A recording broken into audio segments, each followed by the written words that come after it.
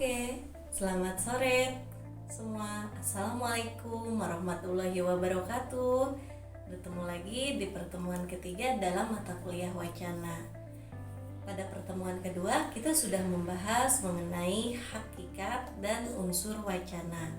Sekarang kita akan membahas kohesi dan koherensi. Apa itu kohesi dan koherensi? Kohesi gramatikal terdiri dari referensi, substitusi, elipsis, dan konjungsi.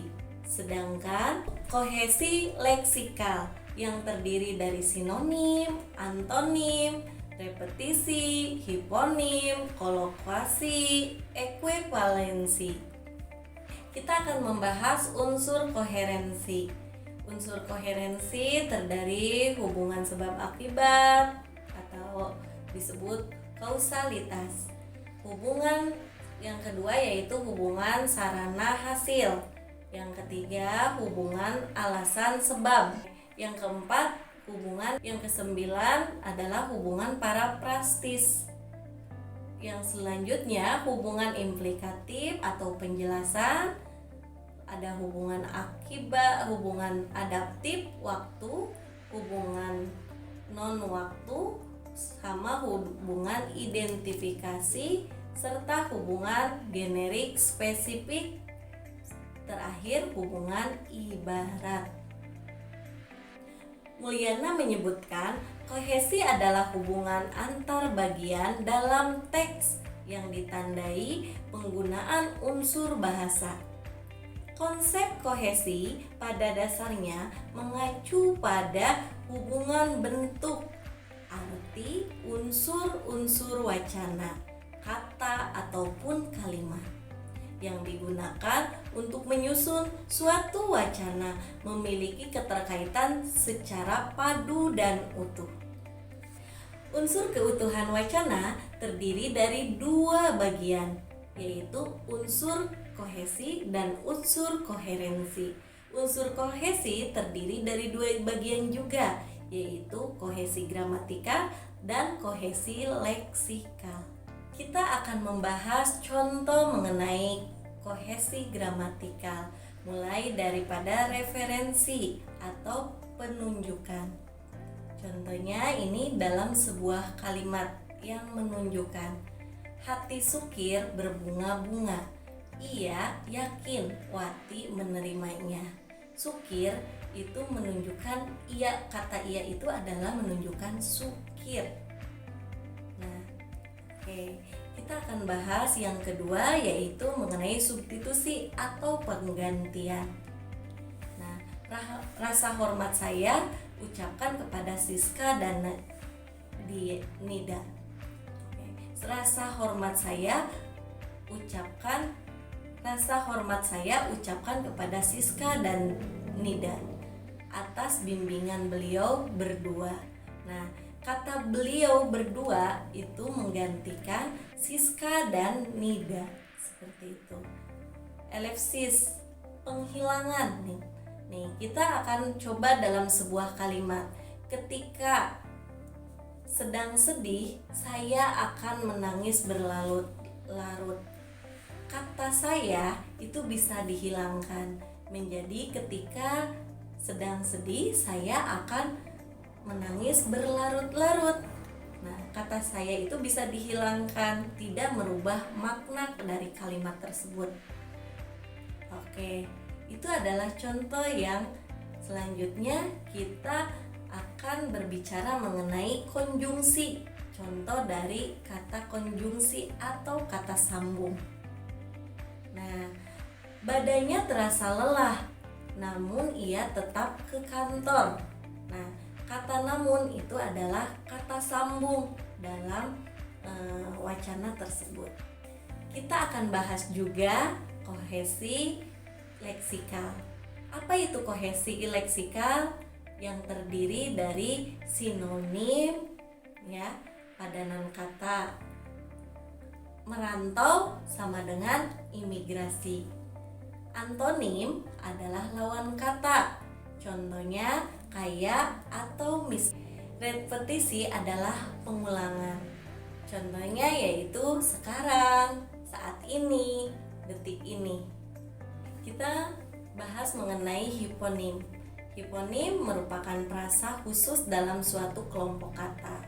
Contohnya burung, terdiri dari berbagai jenis seperti elang, merpati, kenari. Nah, kita beranjak ke kolokasi atau sandingan kata.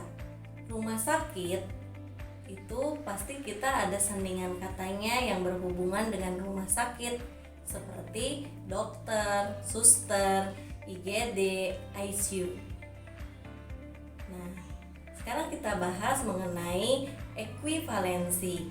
Ekuivalensi atau paradigma disebut juga sebanding. Misal bangunan, pembangunan, dan dibangun. Kita akan membahas juga koherensi. Apa itu koherensi? Koherensi didefinisikan sebagai sebuah pola keterkaitan antara bagian yang satu dengan bagian yang lain. Nah, sehingga kalimat memiliki kesatuan makna yang utuh. Itu berdasarkan pada definisi Brown dan Yuli dalam Mulyana. Nah, di sini kita akan membahas contoh koherensi hubungan sebab akibat. Contoh mengapa ia tidak akan menemukan buku fiksi di perpus itu. Koleksi perpus itu khusus non-fiksi. Nah, hubungan sarana hasil. Mengapa? Atlet bulu tangkis akhirnya mendominasi kejuaraan Indonesia terbuka. Kita tidak usah heran, mereka berlatih dengan ketat dan sangat disiplin. Nah, di sini kita akan mencoba lagi contoh hubungan alasan sebab. Apa alasan serta alasannya? Tahukah ini mereka bertekad membangun rumah sendiri. Sudah lama sekali mereka menumpang di rumah saudara. Hubungan sarana dan tujuan. Contohnya apa yang harus dilakukan? Bekerjalah dengan keras, cita-citamu menjadi orang kaya bakal kesampaian. Kita akan membahas hubungan latar kesimpulan. Contohnya, bukti apa yang mendasari kesimpulan itu? Mobil itu sudah tua, tetapi sehat. Rupanya pemiliknya pandai merawatnya. Kita akan bahas hubungan kelonggaran hasil. Contohnya, kegagalan usaha. Sudah lama aku di kota ini mencarinya. Alamat itu tak juga aku temukan. Nah, di sini ada contoh juga hubungan syarat dan hasil. Contohnya apa yang harus dilakukan untuk memperoleh hasil? Beri bumbu penyedap rasa, pasti masakanmu menjadi enak. Contoh perbandingan dengan bagian lainnya. Pengantin itu sangat anggun, seperti dewa-dewi dari kayangan. Nah, hubungan perasa. Hubungan para praktis. Hubungan para praktis di sini kita akan mengungkap isi bagian lain. Saya tidak setuju dengan penambahan anggaran untuk proyek ini karena tahun lalu dana juga tidak habis.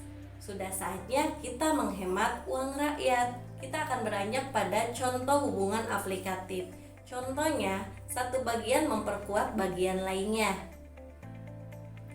Dua burung itu jangan dipisah, masukkan dalam satu kandang saja. Kita akan bahas juga hubungan adiktif waktu. Contoh waktu, biar dia duduk dulu, saya akan selesaikan pekerjaan ini. Hubungan adiktif non waktu, contohnya berkaitan, tidak menunjukkan waktu. Petani itu malas. atau kurang beruntung. Nah, tidak menunjukkan waktu. Selanjutnya, kita akan membahas contoh dari hubungan identifikasi. Contohnya menjadi penjelas. Nah, tidak bisa masuk ke universitas itu tidak berarti bodoh. Kamu tahu nggak, Einstein, fisikawan jenius, itu juga pernah gagal masuk ke universitas. Kita akan bahas juga hubungan generik spesifik. Contohnya, salah satu bagiannya memberikan gambaran secara khusus hiponim. Gadis itu sangat cantik, wajahnya bersih, matanya indah, bibirnya sangat menawan, apalagi jalannya luar biasa. Kita akan bahas mengenai hubungan ibarat. Contohnya, salah satu bagian dari gambaran perumpamaan atau ibarat. Kelihatannya mengelola bisnis sungguh piawai. Memang dia seperti belut di lumpur basah. Kita di sini sampai pada perbedaan kohesi dan koherensi. Dari definisi, contoh-contoh, kita akan membedakannya. Nih, apa sih perbedaan kohesi dan koherensi? Kohesi yaitu meliputi kepaduan, keutuhan aspek bentuk, aspek lahiriah, aspek formal, aspek organisasi sintaksis, unsur internal. Sedangkan koherensi yaitu kerapihan, kesinambungan, aspek makna semantik, aspek batiniah, aspek ujaran, organisasi semantis, unsur eksternal.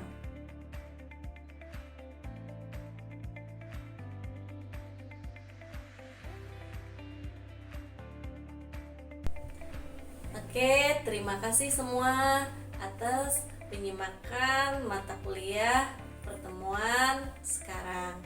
Saya tutup dengan bacaan Alhamdulillahirrabbilalamin, nasrul minallah wa fathul qorib wa basiril mu'minin. Wassalamualaikum warahmatullahi wabarakatuh.